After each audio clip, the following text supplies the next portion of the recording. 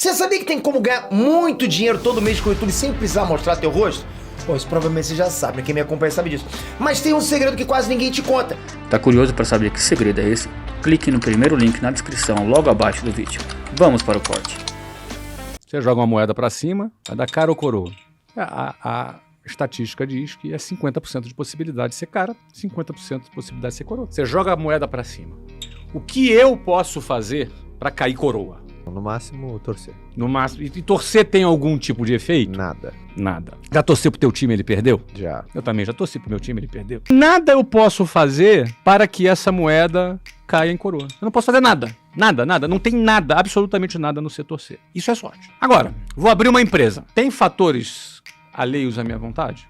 Sim ou não? Sim. Quais são? Economia, o Economia? dólar. Economia? Você já vendeu com economia boa? Já. Já vendeu com economia ruim? Muito. Então, economia influencia realmente? Eu abri empresa, eu comecei a vender, a inflação era 86% ao mês. Mas você tá falando o quê, Flávio? Que a economia não influencia? Não é isso que eu tô falando. Ela influencia, mas ela não determina. Porque tem gente tendo sucesso no Brasil hoje aqui. E tem gente fracassando nos Estados Unidos, fracassando na Inglaterra. Então, o que acontece? Influencia, mas não determina. O ponto é o seguinte: quais são os fatores realmente que não dependem de mim? Eu, por exemplo, tenho um problema de saúde sério, ter que ser internado no hospital. Eu controlo isso? Não. Então, fator saúde é um fator que não depende de você. O ponto é o seguinte: se eu tiver saúde, que é o fator que eu entendo que eu posso até ter algum controle, mas eu não tenho absoluto controle, é um fator externo que tem influência, que pode me parar, pode me travar. Outro fator que pode me travar é a falta de conhecimento. Alguém que não sabe vender, não foi por azar que ele quebrou. Ele não sabe vender, ele não tem processo de venda, ele não sabe prospectar, ele não sabe fazer. Não sabe fazer dinheiro. Ele não sabe fazer. Ele não aprendeu isso. Não ensina na escola isso. Não ensina na faculdade isso. O cara faz odontologia, se forma em odontologia, mas não sabe captar cliente. Vai ficar ele lá sentado na cadeira dele de dentista sem nenhum cliente. Ele não sabe captar cliente. Ele não... Como é que eu me divulgo? Como é que eu capto clientes? Percebe?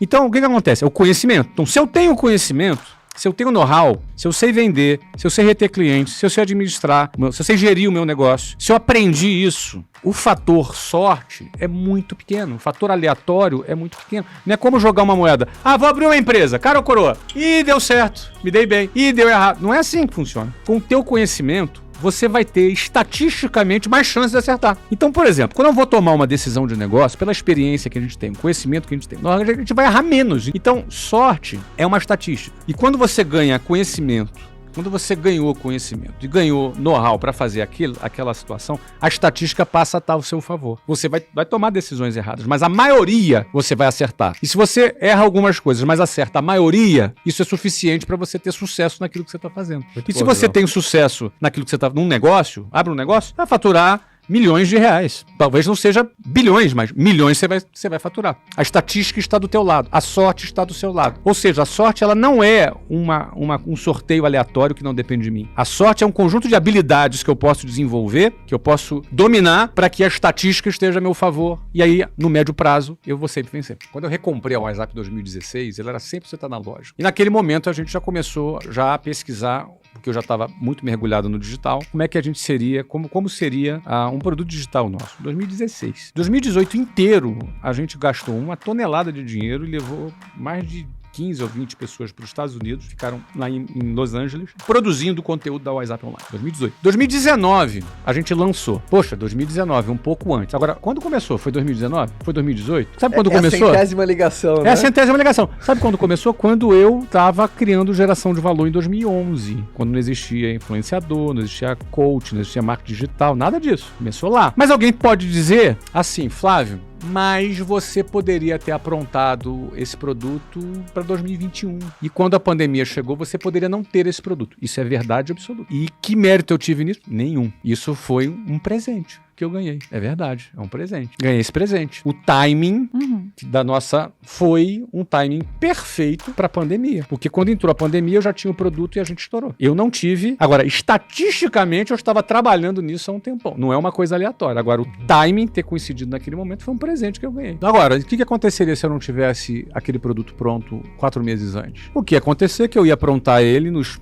4 meses seguintes, ia gastar uma grana a mais, ia deixar de faturar alguma coisa, mas chegaria no mesmo lugar. Como muitas outras empresas tiveram que fazer. Como muitas outras empresas tiveram que fazer. Como eu mesmo já tive que fazer em outras situações. Então, nesse momento, o timing me favoreceu. Agora, quando você tá no jogo, quando você tá fazendo as 100 ligações, a sorte acontece também. Esse é o ponto, entendeu? Então, isso me ajudou a eu me antecipar um tempo e ter faturado um pouco mais. Mas se não tivesse esse produto, a gente teria feito 4 meses depois. A capacidade de gerar dinheiro é diferente da capacidade de gerenciar o dinheiro. São duas capacidades diferentes. Algumas pessoas têm as duas. Outras têm só uma. Outras têm nenhuma. Então, vamos lá. O cara que conseguiu a capacidade de gerar dinheiro, ele pode ser que ele não tenha a capacidade de gerir o dinheiro. E isso tem uma certa frequência. Eu já vi muitos casos. Já tive casos de executivos que trabalhavam comigo. Eu tô lembrando de um agora. Em 2011 eu lembro de eu na casa dele, conversando com ele, com esse executivo e a esposa dele. Eu lembro hoje, ele ganhava uns 35 pau, mas gastava 40. E eu lembro da expressão da esposa dele na minha frente falando: não tem mais nada que a gente possa cortar. E é uma cena muito interessante porque como alguém, imaginando hoje, ganhando 70 mil reais de salário, pode achar que gasta 80 e que não tem nada para cortar. Como pode isso? Não é? Então tem gente, por exemplo, que é muito fácil o cara ganhar. O cara ganha 5 mil reais por mês e gasta tudo. Não dá pra nada. Aí ele recebe um aumento pra 8. Aí gasta os 8. Aí ele pensa assim, cara, o dia que eu ganhar 15, minha vida tá resolvida. Aí ele ganhou 15. E gasta tudo. O cara vai trocando a marca das coisas, né? Aquela roupa que ele comprava na Zara, por exemplo, já é feia agora. Ele quer comprar na Louis Vuitton. Pronto, já matou pra caramba. Nada contra uma marca bacana. O cara pode. Então a pessoa vai trocando a marca, troca a marca do requeijão, troca a marca do biscoito, troca o tamanho do apartamento, a marca do tênis, do relógio, e de repente ele tá ali. Então, no fundo, é como se, por mais que ele ganhe, ele sempre tem um defeitozinho aqui no consumismo dele que ele vai gastar mais. Eu tive o privilégio de ter a Luciana do meu lado, que a Luciana sempre foi a gestora financeira. Eu acredito muito na parceria de quem tem competência de gerar dinheiro junto com quem tem competência de gerir o dinheiro. Inclusive numa empresa. Eu acredito muito em 2 sócios de uma empresa. Geralmente, quando a gente orientava uma franquia, eram geralmente 2 sócios. Eu acredito muito assim, um cuidando da venda, o outro cuidando da gestão. Eu acredito muito nessa parceria. Eu acho que o ideal, o mundo ideal, Fabi, para aquele cara que ganha, que gera dinheiro, se ele tiver um parceiro ou uma parceira que se responsabilize pela outra parte. E que esses 2 caminhem juntos e façam pactos, acordos, e que esses acordos sejam cumpridos. Sabe aquela que, amor, cheguei aqui, comprei, era uma oportunidade única. Já viu isso? Ele chega Tava na promoção. Tava na promoção. Tem que ter disciplina, tem que ter orçamento, alguém que cuide do orçamento. Porque geralmente o cara que ganha grana, ele sempre pensa que ganha muito mais do que ganha de fato. Geralmente ele tem ganho variável. Ainda. É pior ainda porque ele pensa assim, quer ver? Ele ganha em média 7 mil por mês. Só que tem mês que ele ganha 5, tem mês que ele ganha 9, mas a média é 7. Pra mim, o maior inimigo do enriquecimento é estilo de vida. Estilo de vida. Então, olha só, ele ganha 7, tem mês que ele ganha 5, mas tem mês que ele ganha 9. Mas na cabeça dele, ele ganha 9 sempre. Ele ganhou 9 uma vez, eu ganho 9 sempre. Então, na cabeça dele, ele começa a ter o estilo de vida de 9. Então, o ideal é sempre a gente ter, por exemplo, você ganha 5. Recebeu um aumento para 8, se o cara ganhar 5, aí ele passou a ganhar 8. Cara, meu conselho, continua vivendo no 5. Continua vivendo no 5. E o 3, você vai investir no teu futuro. Aí aumentou para 12. Cara, aumenta para 6 o teu custo de vida e os outros... Pô, mas Flávio, até quando? Compensa. Isso é um estilo de vida. Tem gente que se preocupa muito em parecer rico. É muito melhor você estar juntando uma grana. Gente, a Selic está 12,75 e vai subir mais. Sabe o que isso significa? Significa que você botar 100 mil reais aplicado numa renda fixa, mequetrefe, sem risco, tu vai ganhar ali 13 pau por ano. Isso dá mais de R$1.000 por mês de rentabilidade. Se você tiver 1 milhão, é 10 mil. Então, isso aí no ano, no tempo, 1 ano, 2 anos, 3 anos, 4, você dobra esse capital aí em 4 anos, 5 anos. O que você botou lá, você dobra. Mas uma coisa é fato. Tem que ter ambição. Ela não pode faltar. Sem a vontade, não vai acontecer. A pessoa precisa ter vontade. Da vontade, a gente vai achar alguma solução que está a nosso alcance. E aí pode ser que alguém ache alguma coisa que ela pode fazer na vida no meio dessa trajetória. Eu não pensei assim, vou vender e vou fazer uma carreira de sucesso de vendas e depois vou abrir uma empresa. Nunca pensei em nada disso. Eu só pensei em resolver um problema que eu tinha. Eu queria ser independente de casar. Eu nasci pra ser músico, eu poderia dizer isso. A primeira vez que eu peguei a flauta, eu toquei. E aí, no primeiro dia que eu toquei a flauta, eu tocava 20 músicas. Uma semana depois, eu tocava qualquer música. Uma música aí, eu tocava. Então não era uma coisa assim, eu decorei.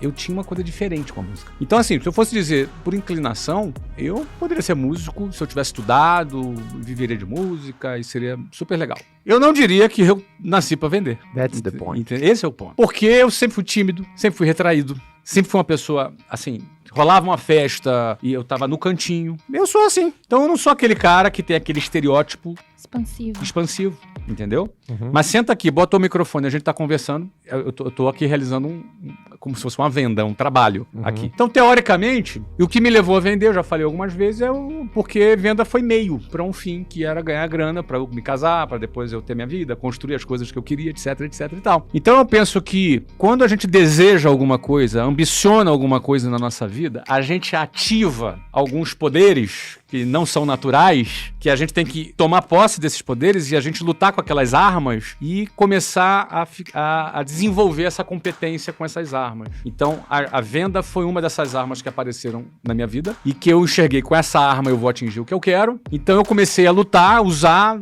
essa arma, usar, daqui a pouco eu fiquei bom nessa arma e fiquei bom, mesmo não sendo a minha aptidão natural, minha inclinação genética, digamos assim. Então, eu penso que o dom é uma inclinação que a gente recebe, é um sorteio genético que a gente recebe. Dom é isso. Agora, um dom não desenvolvido, ele pode ser enterrado. Ele é um desperdício. Ele pode ser desperdiçado. De certa maneira, se eu quisesse ser um músico muito top, essa oportunidade eu desperdicei porque não desenvolvi. Mas de maneira consciente, você quis desperdiçar. Foi a escolha Uma que eu escolha. fiz. Foi a escolha que eu fiz. E foi uma escolha consciente e eu estou ok com essa escolha. Porque eu tô satisfeito, não é? Tô feliz com o que eu toco. Até sigo algumas pessoas. Se você observar meu Instagram, Sim. eu sigo alguns guitarristas ali. Então, eu vejo, vou ampliando minha referência, vou aprendendo coisas também. Mas não é aquela coisa assim, não, eu vou me desenvolver muito. Não faz parte da minha meta. Mas eu acabei me desenvolvendo naquilo que não era a minha aptidão, talvez natural.